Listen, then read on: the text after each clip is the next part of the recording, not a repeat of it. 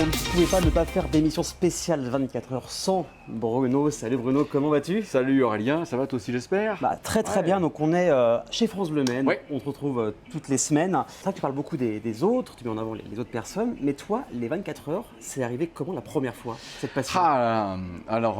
C'est arrivé en étant emmené évidemment par les parents, hein, c'est un schéma assez classique, et puis voilà, on se trouve envoûté, même si au début, quand on est petit, on a tendance à trouver que ces voitures font un vacarme terrible, mais finalement, on se rend compte qu'il y a déjà des lignes superbes, là, je pense effectivement au design des voitures, même déjà dans les années 70, et puis qu'il y a une ambiance, qu'il y a des manèges, qu'il y a des gens joyeux, qu'il y a des parfums, et tout ça, ça vous envoûte. Et à partir de ce moment-là, ça ne vous lâche plus. Et ensuite, l'animation, le journalisme, c'est venu comment par la suite tout ça? Alors en fait, moi à l'origine, je voulais vraiment être pilote, mais je réponds quand même à la question en disant cela. Mais bon, voilà, ça s'est pas fait pour plein de raisons, parce que c'est vrai que les parents avaient peut-être d'autres points d'intérêt, ce que je peux complètement comprendre.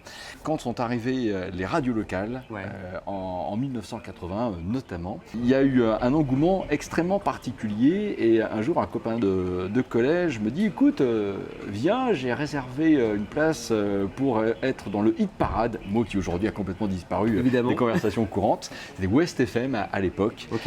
Et en fait, j'ai eu le deuxième flash de ma vie. J'ai trouvé l'univers des radios locales génial. Il y avait en fait un phénomène que toi, tu n'as pas connu, tu es trop jeune. Mais alors, exceptionnel, hein. Sincèrement, tout le monde était très content.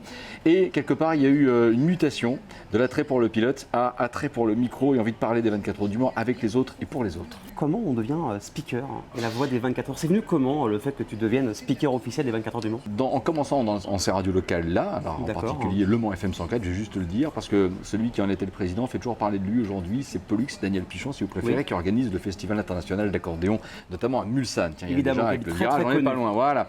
Et en fait, si on a fait de la radio locale, je dis on, parce qu'on était du collège de l'Épine à l'époque, c'était pour parler déjà de sport automobile et bien sûr d'endurance et de 24 heures du Mans, 24 heures moto et ainsi de suite. Et par conséquent, on va solliciter l'Automobile Club de l'Ouest pour avoir les premières accréditations. Ils ont regardé ces petits jeunes qui arrivent, c'était très très changeant. Hein. C'est un peu l'évolution. Ce bouleversement à l'époque, c'est un peu comme celui que l'arrivée d'Internet a pu provoquer. Comment ça, des radios dans notre ville et des jeunes qui viennent demander une accréditation. Et puis, la clé de tout, et c'est la phrase que j'aime bien dire Aurélien, je ne cache pas, c'est que pour persévérer, il fallait être sérieux sans se prendre au sérieux, mais faire les choses très sérieusement. Qui a rendu service, et après Pascal Brulon, que vous connaissez bien à la tête de la MTV, qui était à l'époque à la tête de Radio Maine, avait eu la très bonne idée d'apporter ou d'offrir, de présenter plutôt l'idée à la CO, un complément au seul commentaire du speaker.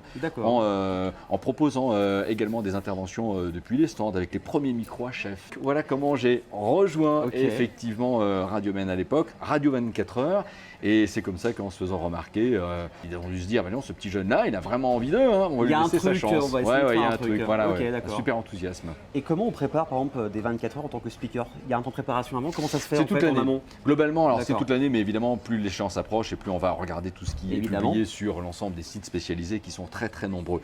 Mais c'est vrai que c'est un peu comme pour un sportif qui va tenter de décrocher une médaille au JO 2024, il a commencé l'entraînement maintenant, ben là c'est pareil en fait. C'est une lecture permanente pour savoir ce qui se trame ici et là. Et comme ça, on est encore plus affûté au niveau actu quand arrive le moment. Et comment on explique il y a beaucoup de personnes qui ne sont pas à la base passionnées par la course automobile. Et les 24 heures, il y a tout le monde, c'est une sorte d'ambiance, de course. Comment on explique que ça prenne autant d'envergure, autant d'ampleur, cette course des 24 heures du Mans?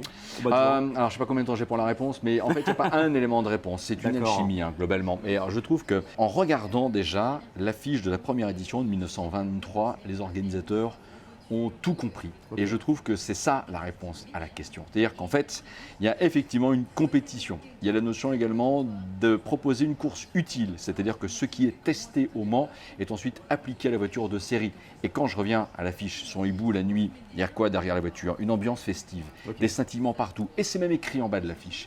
Et c'est effectivement une grande fête qu'on a lancé en 1923. Et ce concept-là qui rassemble tout le monde, les concurrents, les pilotes, les premiers annonceurs, les équipementiers, le public. Et ça, c'est, j'ai presque envie de dire, inédit en France. Et c'est pour ça que, comme ça va marcher cette formule-là, c'est comme ça que, effectivement, les 24 heures du Mans continuent de monter en puissance au fil du temps. Et puis, il y a quand même un autre élément, mais une journée, ça dure 24 heures. Je ne vous l'apprends pas. Et Évidemment. encore fallait-il, dans ces années-là, s'en rappeler et prendre ça comme, je dirais, heureux prétexte à l'organisation d'un événement. Dans cette réunion qui a eu lieu au Salon automobile à Paris en octobre 1922, d'où va naître l'idée de faire 24 heures, la discussion commence par, bon, qu'est-ce qu'on pourrait faire comme course? 4 heures, 8 heures? Si on s'était arrêté à 8 heures, moi je pense que, il n'y aurait pas eu la suite. Le fait d'avoir trouvé l'idée de prendre la durée d'une journée pour organiser un événement a tout changé. C'était la bonne idée au bon moment. Et c'est vrai qu'on le voit, hein, il y a des Danois, des Américains, des Anglais, il y a le monde entier et on devient amis, copains, une famille. Ah, c'est clair, une communauté, une communauté, alors qu'on ne parle pas la même langue habituellement. Tout à fait. Alors c'est ça qui est absolument génial, hein. Tout le monde se souvient aussi quand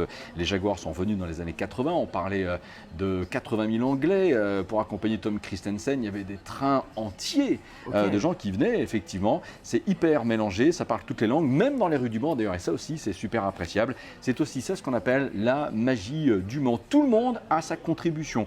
Le concurrent, le pilote, le public. Moi je pense très souvent aux gens qui ont chez eux une petite cagnotte et qui vont mettre un billet. Moi, je pense beaucoup à ces personnes-là, ceux et celles qui sortent une carte bancaire pour acheter sa place.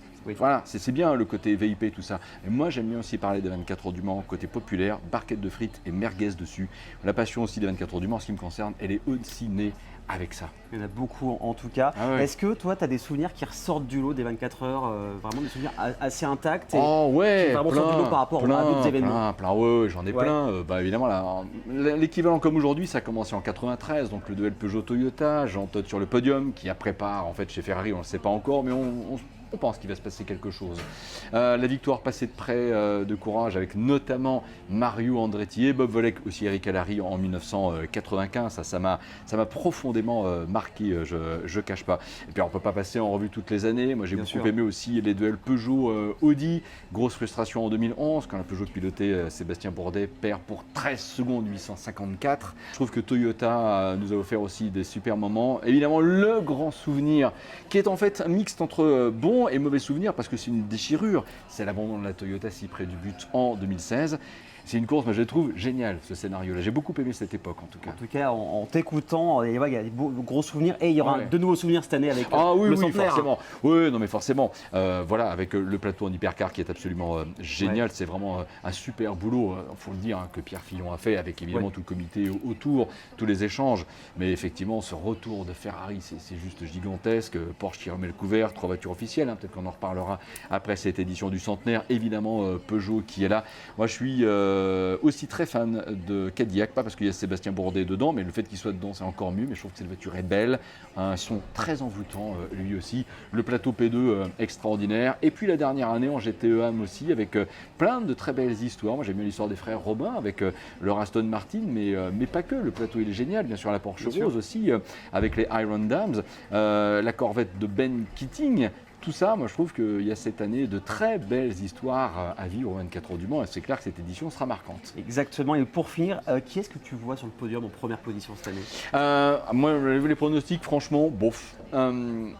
Je veux bien rejoindre ceux qui disent que Toyota, de par l'expérience, a quand même globalement un statut de favori que eux-mêmes veulent pas trop valider parce que effectivement la course sera complètement incertaine jusqu'à l'arrivée. Mais compte tenu de ce qui s'est passé en championnat du monde avant le Mans, clairement, Toyota est le constructeur qui a tous les atouts pour s'imposer. Maintenant, il faut tenir 24 heures, ça c'est clair. Exactement. Il y a le trafic à gérer, il y a énormément de choses, d'aléas, et à partir de là. Mais une chose est sûre, c'est que le vainqueur, quel qu'il soit, sera un grand vainqueur et je pense que les répercussions seront au-dessus de tout ce qu'on pouvait imaginer. Et donc, affaire à suivre, on va suivre bien ça, bien sûr, avec France Bleu Maine, avec toi, avec LMTV Sarthe également. Merci en tout cas Bruno d'avoir pris le temps.